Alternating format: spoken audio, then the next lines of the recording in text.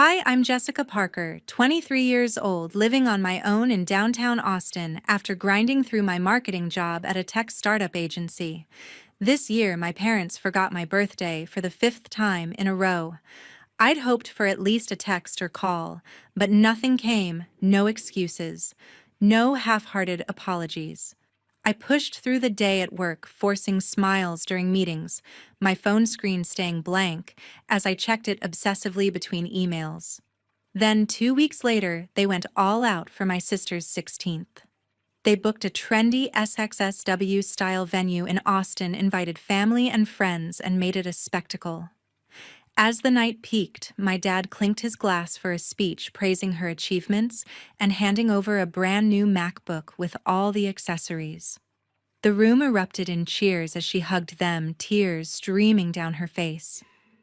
I stood there clapping stiffly, the contrast hitting hard. They couldn't remember my day, but they showed up fully for hers. That was it. I snapped a photo in front of the villa I'd bought with my own savings from years of hustling, captioned it, "Too cheap," and posted it online. It was my way of calling out their favoritism without a direct fight. And then, their reaction was insane. It started small, but built into something I never saw coming. Before I dive deeper into what happened next, I'd love to know what time it is, where you're listening, and which city you're in. It's exciting to see how far these stories travel. Drop a comment below. But that photo was just the start. Their reaction built up in ways I never expected. That unexpected buildup started with how the day of my birthday actually unfolded.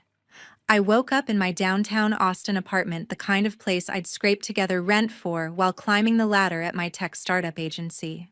At 23, I'd gotten used to handling things solo, but that morning I still held out a sliver of hope. Maybe this year they'd remember. I got ready for work, commuting to the office in the startup district where I spent the day buried in campaigns and client calls. My phone stayed silent, no notifications popping up, no casual check-in from family. During lunch, a couple of coworkers noticed my distraction and surprised me with a quick coffee run, but it didn't fill the void. By evening back home, I poured a glass of wine and scrolled through social media, telling myself it was fine, that I didn't need their acknowledgement. But inside, it stung deeper each year. 2 weeks later, the contrast slapped me in the face when Danielle turned 16. My parents had pulled out all the stops, booking a trendy SXSW-style venue downtown, with string lights hanging overhead, a DJ mixing tracks, and tables loaded with catered apps. Dozens of relatives and friends from our suburb in Round Rock showed up, everyone chatting and laughing. I hadn't planned to go at first. The forgotten birthday made me want to skip it altogether. But Danielle texted me the day before, pleading for me to come because it meant a lot to her. Despite everything, we'd always had a bond, and I didn't want to punish her for our parents' choices. So I showed up, forcing a smile as I navigated the crowd. The party was over the top. My dad tapped his glass to quiet the room, launching into a speech about how proud they were of Danielle, her smarts, her kindness, her potential. Then Mom stepped up with a wrapped box, beaming as Danielle opened it to reveal a brand new MacBook complete with custom case and software upgrades. Danielle's eyes widened and she rushed to hug them both, the room breaking into applause. I stood at the edge, clapping along but feeling my stomach twist. They hadn't even sent a message for my day yet. Here they were, glowing with pride for her. Driving back to my apartment that night, the anger simmered. It wasn't just the MacBook. It was the symbol of years of imbalance. Growing up in Round Rock, Danielle had been their surprise miracle baby, arriving 7 years after me when they thought they were done. At first, I loved being the big sister, spoiling her with what little I had. But as time passed, it became clear she was their everything. They signed her up for ballet classes, piano lessons, even summer camps, whatever she wanted. If Danielle mentioned an interest, it happened. Me, I was expected to manage on my own. I remembered middle school vividly. I'd begged for art supplies to pursue a hobby, but they said money was tight. A month later, Danielle got enrolled in private tutoring for her grades, no questions asked. They always justified it. "You're older, Jessica. You get how things are right now. Or, Danielle's just a kid. She needs these to build her future.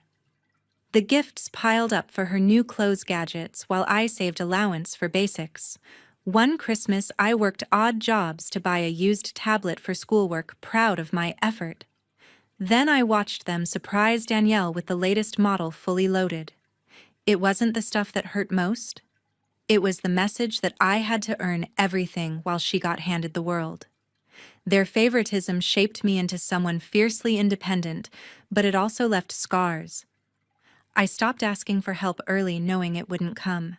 My achievements, like graduating high school with honors, got a quick, good job before the conversation shifted back to Danielle's latest award. When she won a school contest, they framed the certificate in the living room. I told myself it was normal parents spoil the youngest, but deep down it felt targeted, like I was always second. That pattern extended to finances, too. They'd cry poor when I needed support for college apps, saying we couldn't afford extras.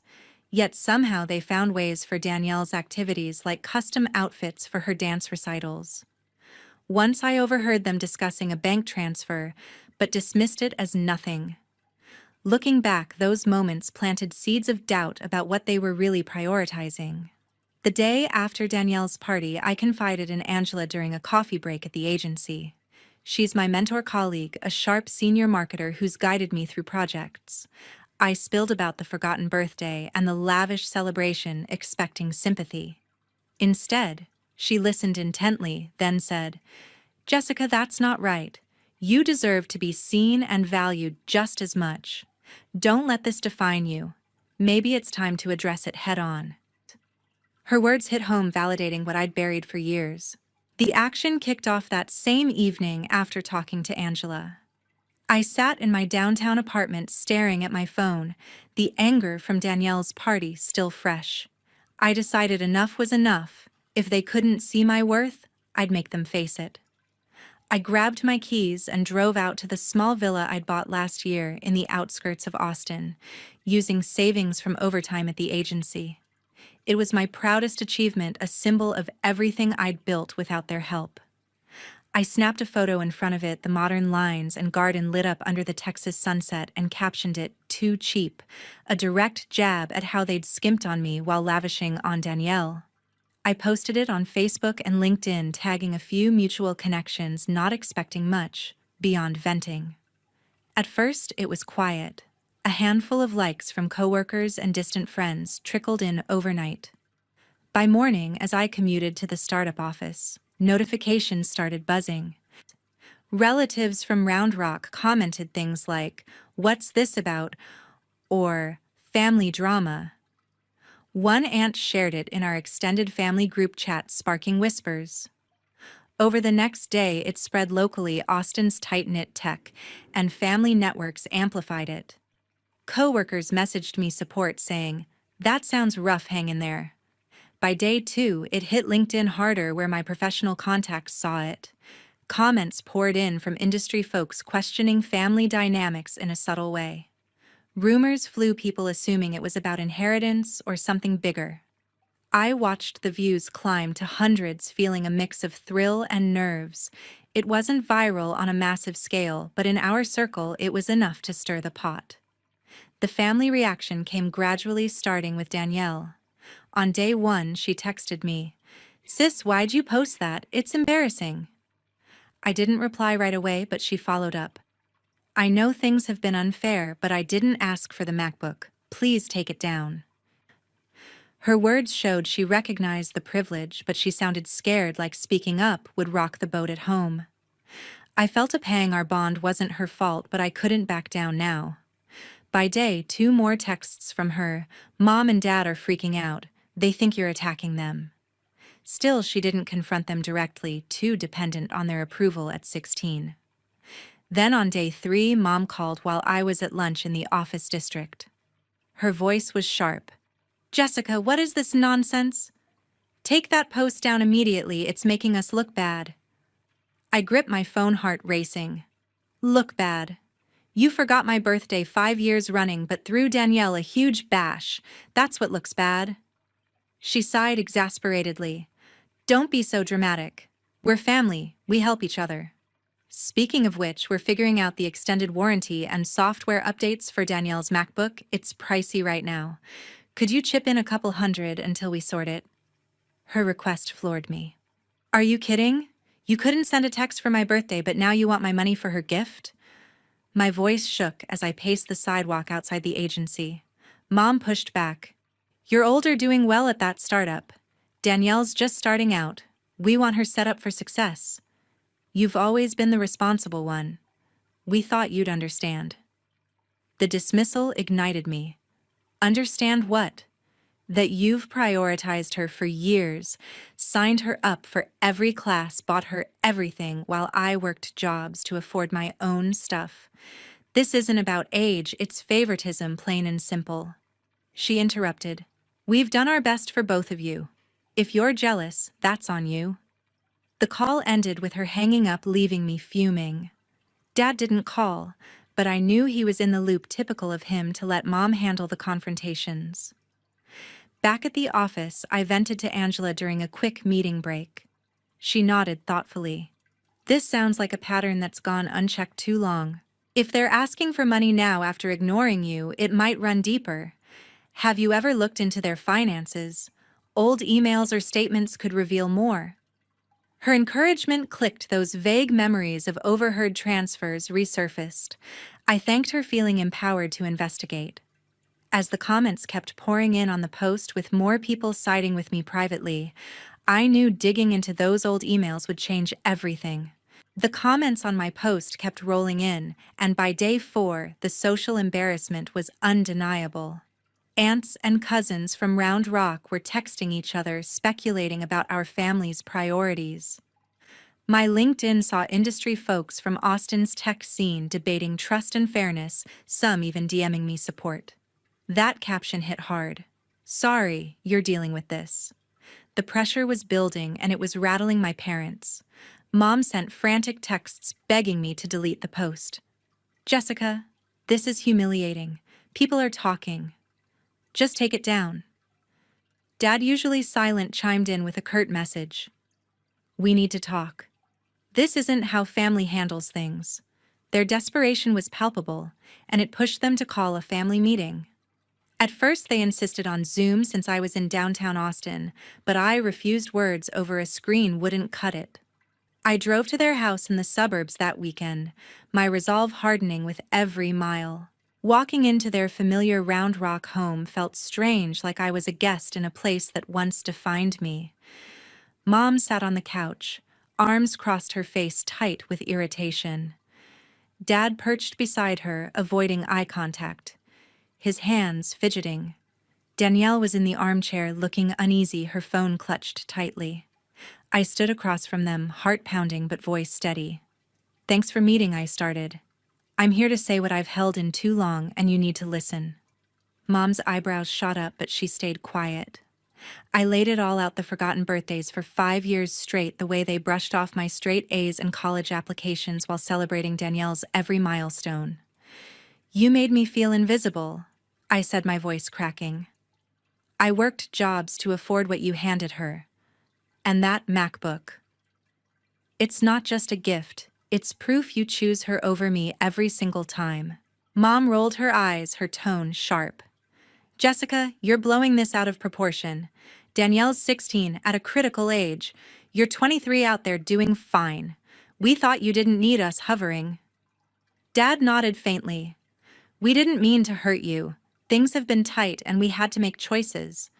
Their words stung like a slap. Choices, I shot back. Like throwing her a huge party and buying her a MacBook while forgetting my birthday. Don't tell me it's about money. This is about priorities. My voice rose, years of frustration spilling out. You always had an excuse, but it's always been her over me. Danielle shifted uncomfortably, her eyes on the floor.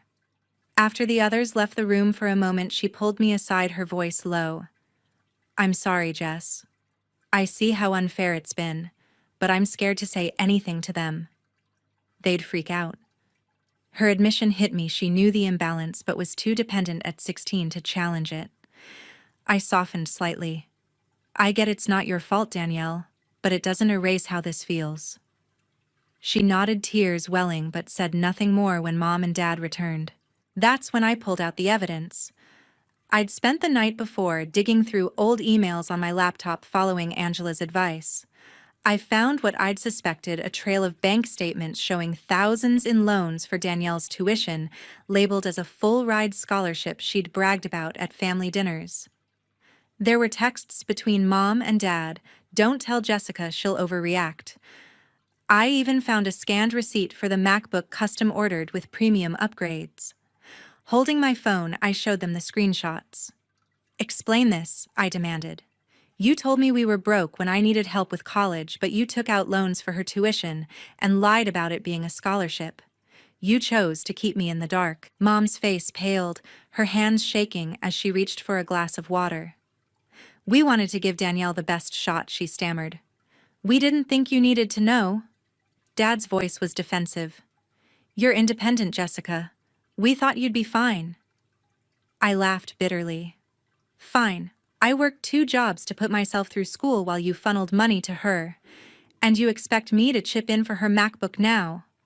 Their silence was deafening, their excuses crumbling under the weight of the receipts. As I stood there gripping my phone with those damning screenshots, I realized this was my chance to expose it all. Holding those screenshots, I knew I had to act. That night, back in my Austin apartment, I crafted a LinkedIn post with purpose. I titled it, "Lessons in Family and Business Ethics," keeping it professional but pointed. I anonymized the details, no names, but included snippets of the bank statements and texts blurred just enough to protect identities, while showing the truth: thousands in loans for a fake scholarship, a receipt for a custom MacBook, all while I was told money was tight. I wrote about how favoritism erodes trust, tying it to my work as a marketer where honesty builds stronger teams. I tagged a few industry contacts from the Austin tech scene, knowing it'd spark discussion. Then I hit post, my heart racing as the screen refreshed. The reaction was swift and intense. By morning, the post had hundreds of views, then thousands by day 2. Comments flooded in, coworkers saying, "This resonates?" I have seen similar in my family, and industry folks praising my candor. Transparency like this is rare. Relatives from Round Rock saw it through mutual connections, and the family group chat exploded with aunts calling it disgraceful to air dirty laundry. But others, like a cousin, messaged privately, "I had no idea you went through this. You're brave." The post spread to local Austin networks, hitting Mom and Dad where it hurt their social standing. Their calls started that afternoon. Mom's voice was frantic. "Jessica, you're ruining our reputation. Delete that post now." I stood firm, pacing my apartment. "Ruining you. You hid loans for Danielle's tuition while I scraped by. That's what's wrong here." She broke down sobbing. "We just wanted the best for her. Why can't you see that Dad called next?" His tone cold. "This is hurting my consulting clients. You've gone too far." I shot back. "Too far? I've been invisible to you for years. This is me finally being seen." Their desperation only fueled me. Years of their excuses had no weight against the truth. Danielle texted too, her words shaky. "Sis, I'm sorry again. I didn't know about the loans. Please don't hate me." I stared at her message, torn. She hadn't asked for this, but her silence at home still stung. I replied, "I don't hate you, Danielle, but I can't keep carrying this pain for you." She didn't respond, and I knew she was stuck, too reliant on them to push back. The fallout hit them hard. Dad's small consulting business focused on local Austin startups took a hit. 2 clients pulled out, citing ethics concerns after the post. Family friends distanced themselves, skipping the usual Sunday brunches in Round Rock. Mom's social circle shrank as relatives whispered about their choices. Their loans, now public knowledge among kin, added pressure. Creditors reportedly tightened terms after the exposure. I didn't feel joy watching it unfold, but it felt just.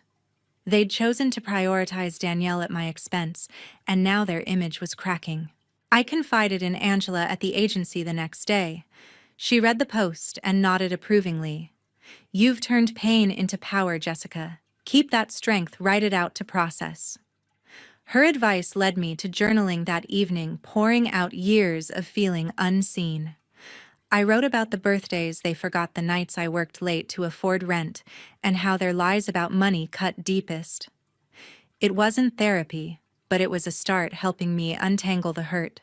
To protect myself, I blocked their numbers, Mom's, Dad's, even Danielle's after her last text. I changed my contact info, cutting all ties to avoid their guilt trips. It wasn't easy. My chest ached knowing I was closing that door. But staying in their orbit meant more pain, more dismissal. Angela's words echoed, "You deserve better." For the first time, I believed it. The fallout from that LinkedIn post was reshaping my world, and with that final block, I knew there was no turning back. My life was about to change, forever. With that final block, my life in Austin started to feel like mine for the first time. I settled into my downtown apartment, no longer bracing for texts or calls that would drag me back into the cycle of neglect. The silence wasn't empty, it was freeing. I threw myself into my work at the tech startup agency, focusing on campaigns that demanded creativity and grit.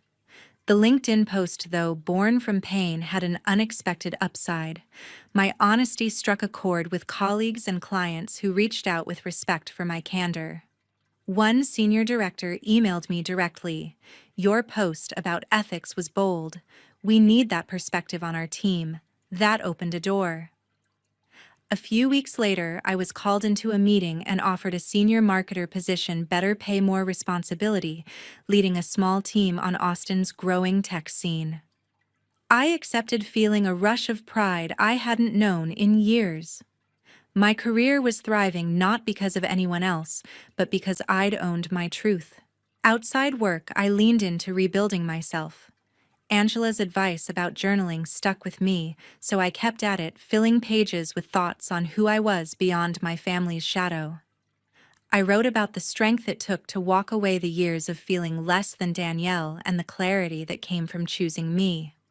I started running along Lady Bird Lake, the Austin skyline, grounding me with every step.